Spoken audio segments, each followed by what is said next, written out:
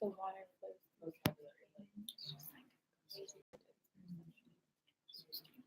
So first, second, third. Was confusing.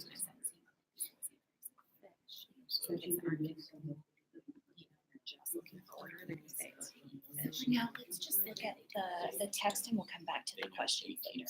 Okay, yeah, I was thinking like so the reason we're looking at the questions is like this one, 13. How does the illustration support the reader's understanding of the text?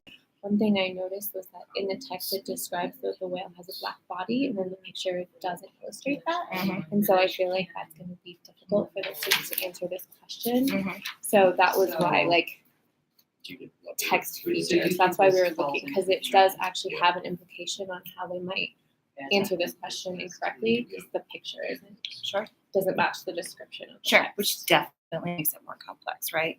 Just within itself, here in the text saying a black body, and then the picture doesn't match it. Absolutely. So I'm wondering why it's not like that. Do you have any? No. Okay. Okay.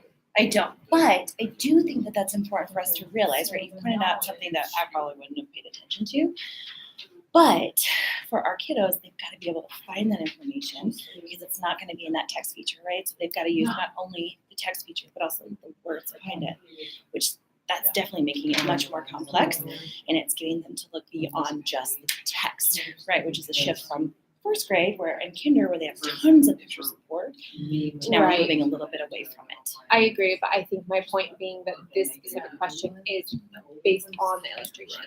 So it isn't how does the illustration support the reader's understanding, and if there's a mistake in the illustration. I feel like I'm going to get a lot of kids who answer C and just get it wrong because the picture is wrong. See what I'm saying? I don't. So C is it explain how baleen works because it's labeled baleen and it says the caption says the bowhead whale has strips of baleen in its jaws. Which is definitely that distracting, right? Because it should be D, which helps describe the right whale, understanding what a diagram actually does. Right. So would you say that like the text says the whale has black body and the picture doesn't have black body, so it's not technically describing the right whale. I mean, it is, right? But it's not necessarily on the black body. I mean, it's not even part of the question. I mean, yes, it's there, and we might even have them add to the label as far as like it's a black body, right? Even though it doesn't depict that. I think part of the reason is it's a black and white picture, and so it makes it a little bit difficult, I think, to put I'm that just on there. trying to like pick out where I think students will have issues. And that's exactly why there is that distractor there.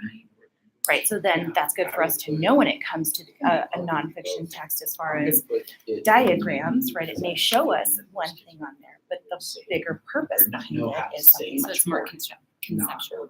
Right, so it's exactly, so we're not getting stuck on one particular text, it's what about diagrams in general in any type of nonfiction text then? Okay, so. But I agree, and yeah, it's just. Right. We're gonna make do with what we got, right? I understand. All right, so when y'all are ready, we'll go ahead and have you guys fill in the chart.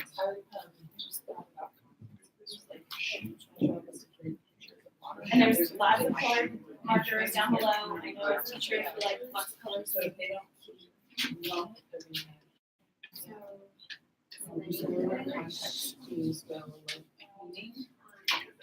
Yeah.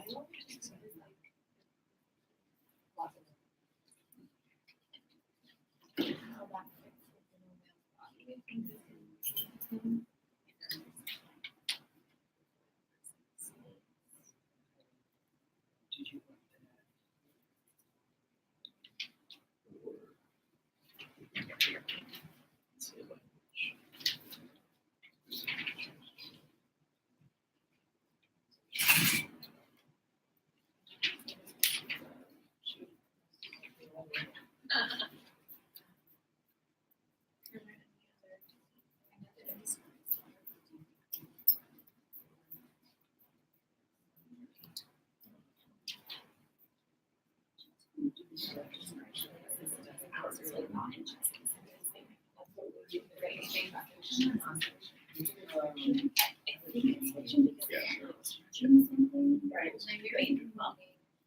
Versus like a historical nonfiction. So I would say historical fiction. Oh, sure.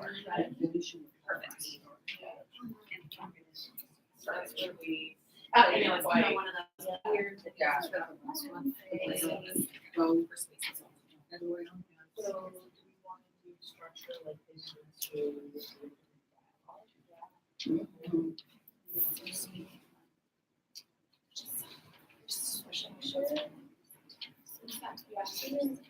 I think that takes the most this one. It does say like who speakers, yes, but especially here it's like yeah. You gotta know these. And who's I? Yeah. Right? Yeah. There's also the structure, so you're saying information. Yeah. Which is Mary, right? Yeah, it says in the beginning, my name is Mary. Where it's like disappears. In the comments, versus comments. I'm gonna put this, even though it's a word illustration. Like the difference between the two.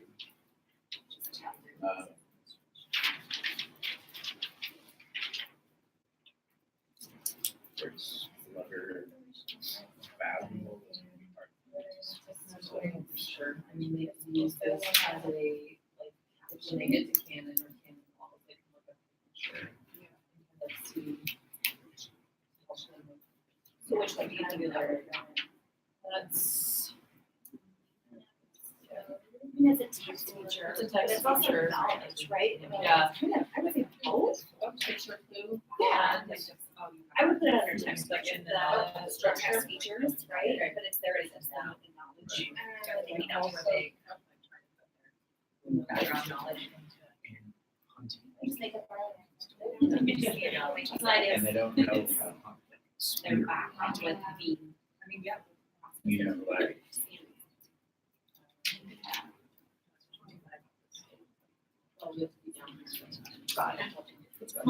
Thank you. All right, I'm gonna give us another 2 minutes or so to finish up. I know, I don't wanna rush you guys.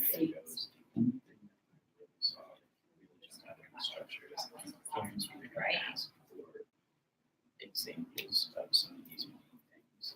For example, what they use for lever from. So what do they use those things? Right, the tools. The tools that were used, what they used, like how they make oil out of leather. You know, like. And then in the very last paragraph, it says it tells you why, reasons why they don't use it. And they sort of like. So it transitions from, but in the 1900s, So like the trend Yes. of actual 1800s to the 1900s. time frame and how that changes. I'm just thinking of potential. So like time. Well, then when it says they. I was just gonna say time frame and progression. So then All right, so if we can finish up our posters, we're gonna share them out.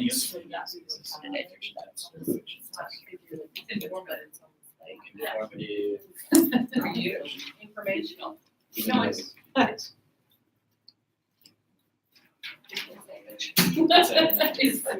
historical.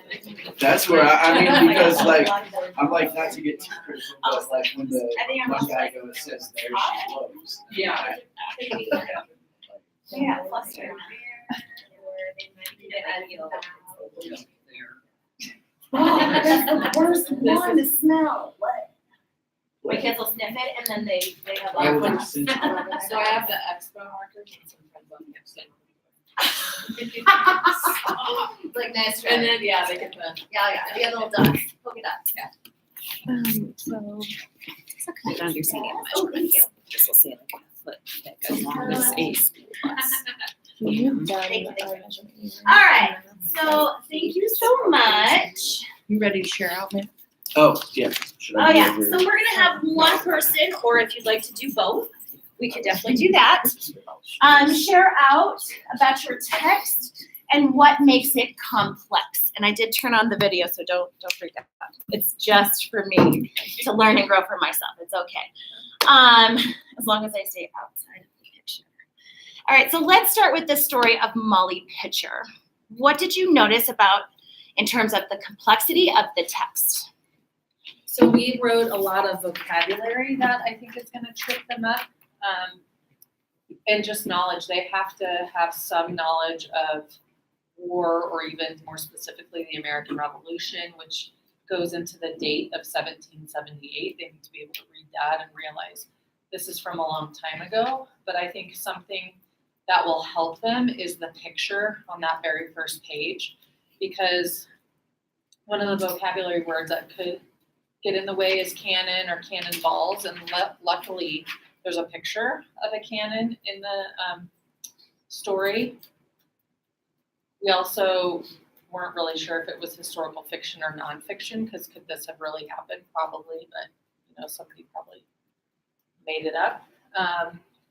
And then something that we've worked a lot with them is the organization part.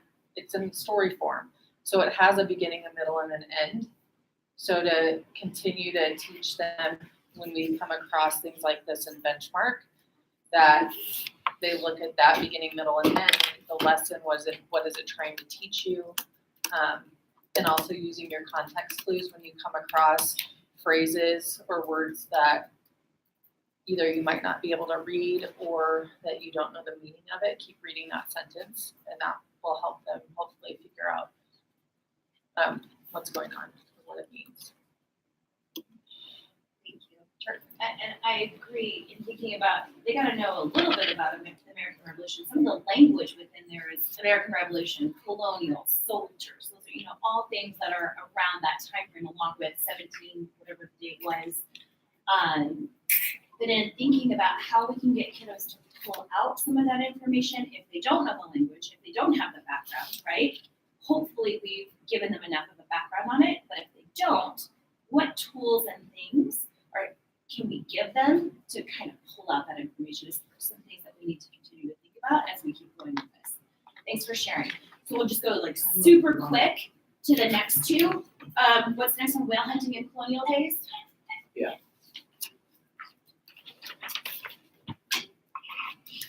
We had some of the same things that Julie had already mentioned within meaning, where it's like harpoon, rowboat, colonist versus colonial. They're both used, so we have to know the difference between the two. 1600s, we've talked about specific dates. If it was 1673, my kids would know it. But 1600s, they're not familiar with. They may never have used the word, heard the word clever, let alone be able to spell it or read it. It's something that I'm a little worried about. Language, so using figurative language such as shoots water and air from the top of its head. That's very distinct, but at the same time, my kids are going to picture shooting something, especially when they're talking about hunting. And looking at the picture, I thought that they would think, oh, that whale they shot him and They he's on shot fire. the whale. Like there's billows of smoke in the sailing ship Right. and the whale, and I think they're gonna go, oh, there's a fire. And they've never seen a sailing ship. Most of them So- in Central America, what a sailing ship is. So that's something we're going to have to go through New England. What did they do with the old England? Yeah, where to go. Basically. Yeah. Native Americans, they will know. Special ed room. Yeah, Native Americans, I think they'll get that. Colonists, once again, versus colonial. Spelling and reading the word valuable is going to be a tough one. Matt Shines. Electric is one, and oil lamps is something we're going to have to, let alone whether you oil and oil's uses. Structure-wise, whale bones, use of blubber, boiled for blood. There's going to be several different examples that I'm assuming are going to be asked for each one of those, and I'm pretty sure that they're going to have to be able to put those in order and be able to describe why these three things are made from this, but they're not distinctly step 1, step 2, step 3. And time frame progression, because their last paragraph talks about this, why we don't use it anymore, so they're going to have to understand that it's used up to this point, and these are the reasons why it's not used anymore. And then knowledge, we've already talked about what concepts you understand they're gonna have to get to be successful. So once again, colonists versus colonial, New England, these are all really pretty. And this could go over here as well, Yeah. like explaining the time frame of that. She's right over here. Are they getting that and interpreting that for its meaning? Well, then it goes and it says 1900s. So that's all in there. So you have to know 1600s to 1900s. 300-year period. Right, they won't even know what, they They're won't have that concept, Good. second grade, they're still just working out. gonna be, yeah, exactly. I'm teaching thousands this in math, so this is the first time they've seen thousands, let alone 1600. That's gonna be tough. 1600s. Yeah, so I know that you guys have to go get your kiddos. Sorry. No, you're totally fine. I'm glad that we spent the time really digging into the complexity of the texts. What our next step is, though, is thinking about what does this mean for our instruction then? And I'm gonna do the next slide super duper fast, and this will kind of be like our next thing to think about. I'm gonna turn it away from y'all's face now. Super weird. I know, I'm sorry. So thinking about what are the adjustments to the daily lessons that we need to do, right? I think you guys are doing Unit 7, I believe, right? Unit 7. Let's analyze those texts, what makes them complex, and how can we help kiddos without just giving them, right, the word colonial or things like that, all things that were like, I really want them to know that, yes, but how are we building them to be those independent readers who can pull that information out and can take that information and kind of come together with some sort of information in their own minds without us giving it to them? So thinking about daily access to complex texts, how are we helping them? How are we modeling? How are we giving them opportunities to break down a text? And then integrating that reading and writing, knowing that we don't want writing to live in isolation. They need to be integrated together. And I think you guys have a separate writing block, but how are we infusing reading and writing together that way? Also thinking about small group instruction. How are we getting complex text in that way? And then the idea of, do we need some additional small group instruction? Definitely something I can do to come in. We now have student teachers who can help out with additional small groups. There's a tiny URL there at the bottom with some additional ideas of how are we going to progress our students in thinking about complex texts. So definitely check that out. It's from Reading Achievement Partners, so definitely a great resource. So this will be kind of where we go for the next time. Thank you for your time. Have a great rest of your day, and then we'll see you guys later. Thanks, Faye. Yeah, you're welcome, guys.